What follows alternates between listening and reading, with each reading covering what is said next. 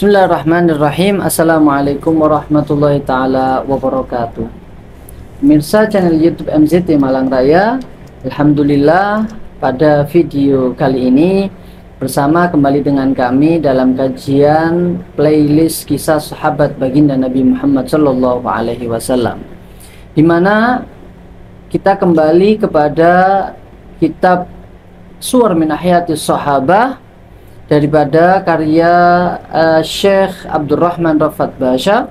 Kita akan mempelajari kisah dan insya Allah bisa akan kita ambil hikmahnya, bisa kita teladani bagaimana dan apa yang beliau dapatkan dan bimbingan langsung dari baginda Nabi Muhammad SAW. Yaitu adalah beliau, mungkin ketika kita sering mendengar nama beliau adalah Mu'adz bin Jabal. Sayyidina Mu'adz bin Jabal adalah salah seorang pemuda di mana saat Kanjeng Nabi Muhammad SAW berdakwah di kota Mekah dan hendak berhijrah ke kota Madinah, di mana Mu'adz bin Jabal saat itu masih berusia remaja. Beliau masuk ke dalam Islam di saat beliau belum berusia dewasa, bahkan masih mendekati usia remaja.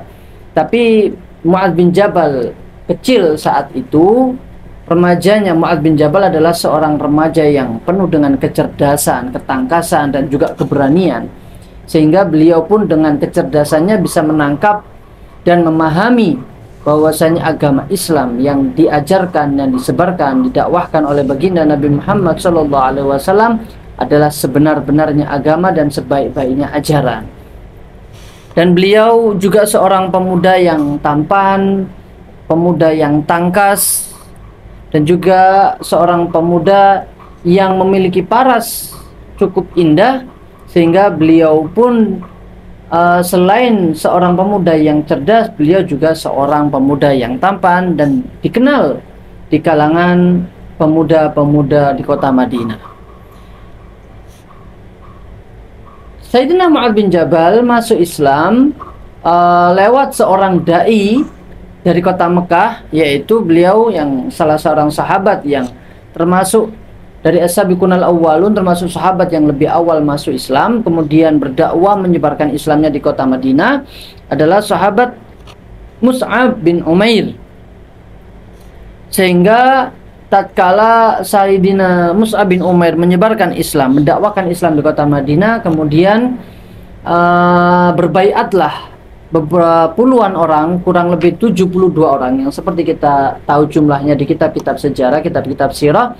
72 orang ini datang dari kota Madinah menuju kota Mekah untuk berbaiat dengan baginda Nabi Muhammad SAW. Mereka berbaiat kepada Rasulullah bahwa mereka setia dan siap untuk menerima Islam, mendakwahkan Islam di kota Madinah, dan juga melanjutkan estafet dakwah sebelum Rasulullah hijrah ke kota Madinah, dan merekalah yang akan menyebarkan Islam terlebih dahulu di kota Madinah. Dan salah satu dari 72 orang itu adalah pemuda yang tampan juga cerdas yang bernama Mu'adz bin Jabal, sehingga namanya pun tercatat dalam sejarah di antara 72 orang yang berbaiat kepada Rasulullah dan siap menyebarkan agama Islam di kota Madinah.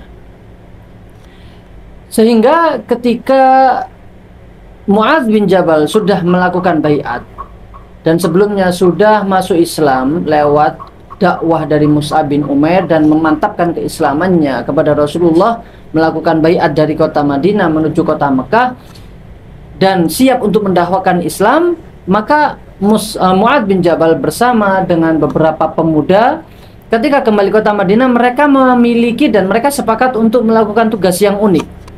Di sini Mu'adz bin Jabal, sebagaimana diterangkan di dalam kitab, ittakhadha li nafsihi wadhifatan.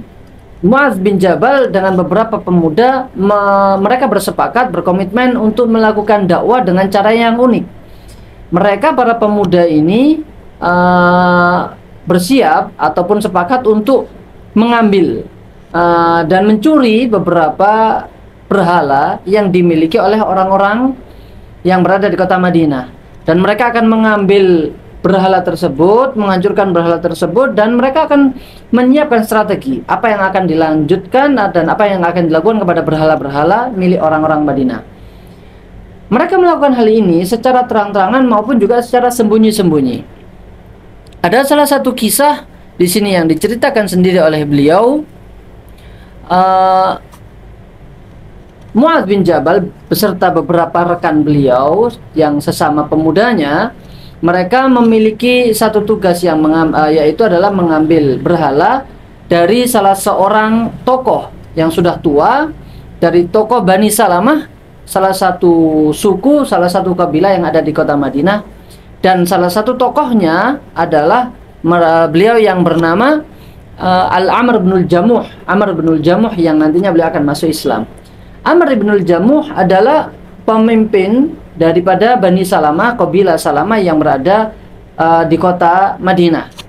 Yang sebagaimana kebiasaan orang-orang jahiliyah di saat itu, mereka orang-orang kaya, para tokohnya, para pemimpinnya, mereka menyiapkan ataupun bahkan mereka membuat patung Tuhan mereka sendiri, yaitu berhalanya, sehingga mereka mengambil kayu mengukir kayu yang bagus, mereka ukir dan mereka jadikan sesembahan yang ada di rumah mereka. Dan target daripada Mu'adz bin Jabal bersama rekan-rekannya ini adalah Amr bin Jamuh, salah seorang tokoh dari Bani Salamah. Ketika malam datang, gelapnya malam mulai menutupi suasana kota Madinah, para pemuda yang dipimpin oleh Mu'adz bin Jabal ini menyelinap dan mengambil berhala milik daripada Amr bin Jamuh. Kemudian mereka mengambilnya dan membuang berhala ini, melemparkannya di kubangan sampah. Karena di Madinah banyak beberapa lubang ataupun kubangan sampah yang dimana di situ dibuang kotoran hewan, juga sampah-sampah penduduk kota Madinah. Keesokan harinya ketika Amr bin Jamuh bangun, dia mendapati bahwasanya Tuhannya, berhalanya ini tidak ada di tempatnya. Sehingga dia mencari-cari di seluruh pelosok kota Madinah dan mendapatkannya menemukan berhala ini di salah satu kubangan sampah di pinggiran kota Madinah. Dia pun marah-marah, siapa yang telah berani melakukan ini kepada Tuhanku? Dan dia pun mengancam akan menyiksa dan akan menghabisi siapa yang berani berbuat kurang ajar kepada Tuhannya. Dia ambil Tuhannya tadi itu, berhalanya tadi itu, dia bersihkan, dia mandikan, dan dia basangi wewangian, dan diletakkan lagi oleh Amr bin Jamuh di posisinya seperti semula. Keesokan harinya setelah malam datang kembali, pemuda tersebut kembali mengambilnya dan membuang berhala ini di kubangan sampah yang lain. Dan keesokan harinya lagi Amr bin Jamuh juga mendapati bahwasanya Tuhannya tidak lagi ada di posisinya. Kembali dia marah-marah mencari berhala Tuhannya ini, patung Tuhannya ini kemana-mana, dan dia dapati ternyata di kubangan sampah, lubang sampah yang lain, bukan seperti yang kemarin. Dia ambil lagi, dia bersihkan lagi, dia cuci, dia mandikan Tuhannya ini, dan dia kasih wewangian. Berulang-ulang kejadian tersebut sampai pada akhirnya Amr bin Jamuh ini mulai lelah dan mulai marah. Begitu kurang ajar mereka yang berani melakukan ini pada Engkau, wahai Tuhanku. Namun Amr bin Jamuh yang sudah tua ini, dia mengambil pisau, melakukan tindakan yang mana dia bertanya kepada Tuhannya dan memberikan pernyataan kepada berhala patungnya ini. Wahai Tuhan ya Manat, salah satu Tuhannya ini, salah satu Tuhan orang-orang jahiliyah saat itu yang bernama adalah Manat. Wahai Manat, jikalau engkau memang Tuhan yang memiliki kebaikan, bisa mencegah keburukan terhadap dirimu, aku kalungkan pedang ini pada dirimu. Cegahlah dirimu sendiri daripada orang-orang yang berbuat buruk kepadamu. Tentu patung tidak akan bisa melakukan apa-apa. Sehingga ketika malam datang dan Amr bin Jamuh yang sudah tua ini terlelap dengan tidurnya, kembali Mu'adz bin Jabal bersama rekan-rekannya, para kawan-kawannya, mengambil patung berhala ini, menggantikan kalung pedangnya, digantikan dengan bangkai anjing yang sudah meninggal. Bangkai anjing ini dikalungkan di lehernya. Setelah itu dilemparkan dan dibuang patung ini ke kubangan sampah seperti biasanya. Keesokan harinya Amr bin Jamuh tidak mendapati Tuhan ini ada di posisinya. Dicari ke sana kemari.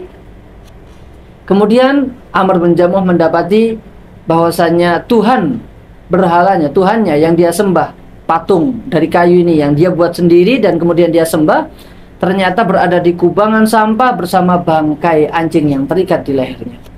Melihat hal tersebut, Amr bin Jamuh dengan wajah yang malu, campur marah, dan lain sebagainya, dengan wajah yang campur aduk, kemudian dia berkata, demi Allah, wallahi, jikalau engkau benar adalah Tuhan, wahai Manat, maka engkau tidak akan terlihat hina seperti ini. Engkau tidak akan mungkin berada di kubangan sampah dan terikat bersama bangkai anjing. Dia pun menyadari kesalahannya dan dia pun mulai mendekati Islam dan mulai mempelajari Islam, di mana Islam itu mulai tersebar di kota Madinah, dan beliau akhirnya Amr bin Jamuh pun masuk Islam, wa hasuna islamuhu, dan menjalankan keislamannya dengan baik. Ini adalah strategi dakwah pemuda-pemuda yang saat itu yang dikomandani oleh Sayyidina Mu'adz bin Jabal. Mu'adz bin Jabal meskipun beliau masih berusia muda, tapi beliau adalah salah seorang yang cerdas, yang tangkas, juga memiliki wawasan yang jauh. Beliau memiliki pandangan untuk kemajuan Islam yang luar biasa, sehingga beliau memiliki banyak rencana-rencana yang siap beliau aplikasikan, beliau lakukan ketika tatkala Rasulullah SAW di kota Madinah, sampai di kota Madinah. Dan akhirnya ketika Rasulullah sampai di kota Madinah, Sayyidina Mu'adz bin Jabal selalu mendampingi beliau bagaikan sebuah bayangan. Dimanapun Rasulullah berada, di situ Sayyidina Mu'adz selalu mengikuti dan belajar, mengambil hikmah, meneladani Rasulullah SAW langsung dari sumbernya. Bahkan Sayyidina Mu'adz bin Jabal adalah salah satu dari 6 orang yang ditugaskan oleh Rasulullah untuk menulis Al-Quran, sehingga beliau memiliki sebuah jabatan yang begitu istimewa dari Kanjeng Nabi Muhammad SAW. Banyak sahabat dan juga banyak tabi'in yang berkisah menjelaskan ataupun menggambarkan bagaimana kecerdasannya daripada Sayyidina Mu'adz bin Jabal. Cukup dari berbagai macam pujian yang mewakili pujian tersebut kepada Sayyidina Mu'adz bin Jabal, yang langsung datangnya dari lesan baginda Nabi Muhammad SAW, di mana Rasulullah mengucapkan pujian kepada Sayyidina Mu'adz bin Jabal, a'lamu ummati fil halali wal haram Mu'adz bin Jabal. Mu'adz bin Jabal adalah manusia yang paling memahami hukum halal dan haram, sesuatu yang halal dan haram di antara umatku.